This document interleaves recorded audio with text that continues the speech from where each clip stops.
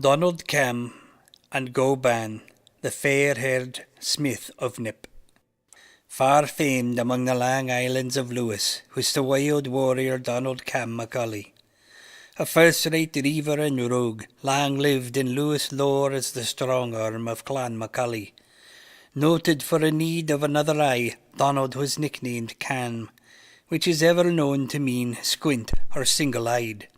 Now in height, Donald had always been the least of his daunting brothers, but the swordsman well made up for that slight with a dangerous temper. It is an old Gaelic proverb that states, whoever is blind o' one eye is often ill-natured. Donald CAM had a smith called GOW BAN, or the fair smith from Nip. GOW BAN was always to be paid the beast's heed whenever a beef coo was slain for cooking. For 7 years running those terms hadn't been met by the temperamental Donald, who seemed always to fail to pay the smith's price. One day an unfortunate horse of Donald CAM's took a deadly fall frae a cliff. The Macaulay, thinking he was clever, had the dead horse's head boiled, skinned and delivered to the smith. GOW BAN was a very big in build, but not so much a fool as to match his size. He set that heed aside, having it dried, cured and kept.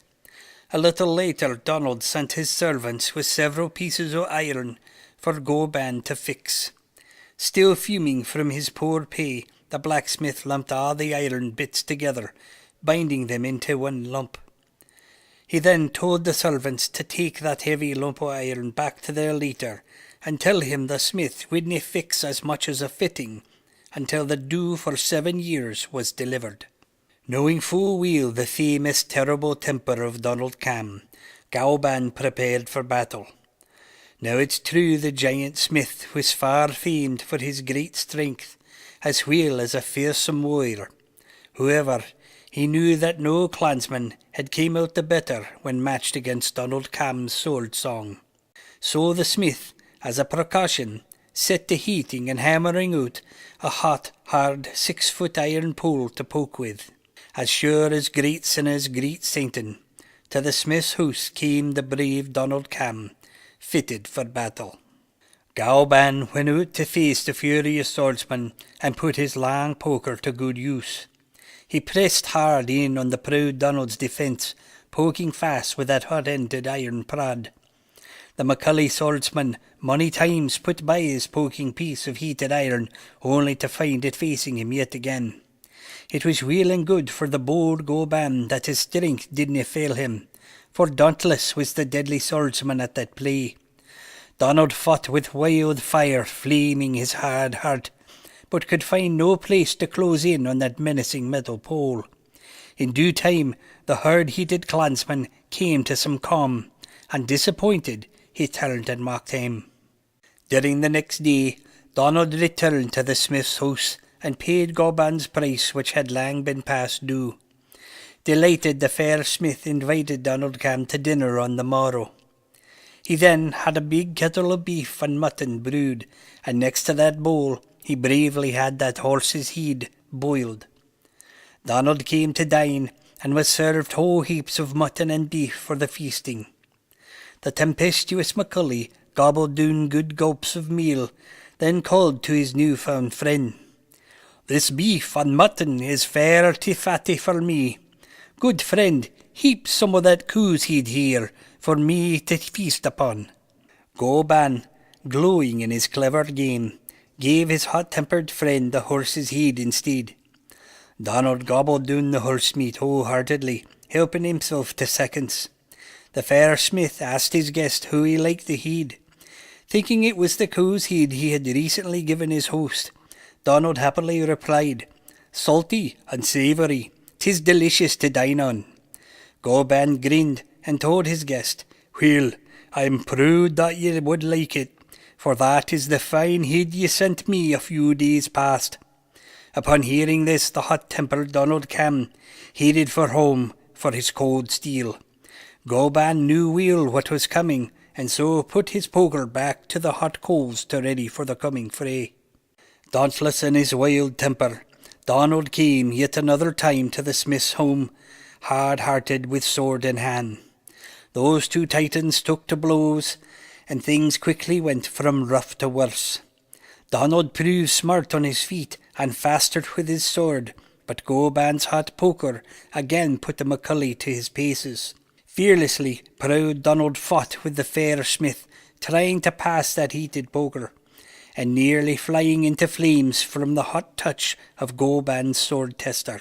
With good reason, the stiff-necked Donald came to a new point of view. The epic fight ended, and the bold McCulley, bearing no grudge to the big man for bettering him no once but twice, instead chose to admire the smith's adventurous nature. From that time forward, Donald found the big smith's help whenever ferocious fighting was foretold. At any rate, these two clansmen became fine friends after their famously fought conflict. These two deliverers of fatal fates frequently found business on the island of Flannan. On one occasion, when those lions had left Lewis, some short-sighted Morrison clansmen made a dangerous decision to lift Donald's cattle. Blue blades ready, the Morrison raiders in broad-bottom Burlands arrived at Igmore. These two deliverers of fatal fates frequently found business on the island of Flannan. On one occasion, when those lions had left Lewis, some short-sighted Morrison clansmen made a dangerous decision to lift Donald's cattle. Blue blades ready, Morrison raiders in broad-bottom Burlands arrived at Igmore. That site was Donald's good grazing ground, and nae to lang a row from this. The Morrison reivers had planted a secret peeper to discover when Donald and Go Ban would be gone for a spell.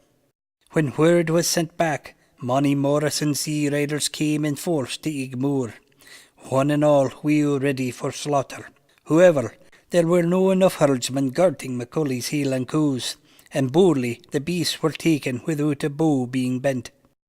They drove his cattle, bellwether and all, back to the green grounds by Duncalloway, and not a hand was raised to hinder them. Now these Morrison raiders, pleased with their prize, returned to the keep high on West Lewis Hill called Duncalloway.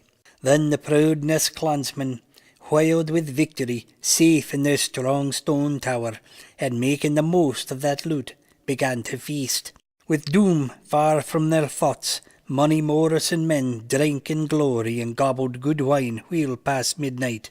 Outside that din, Donald Cam's fine shaggy coos, indifferent to the new grazing grounds, noiselessly ate their fill. While that day's light dimmed, those Morrison cattle collectors brazenly drank deep and dined well on the devil's beef.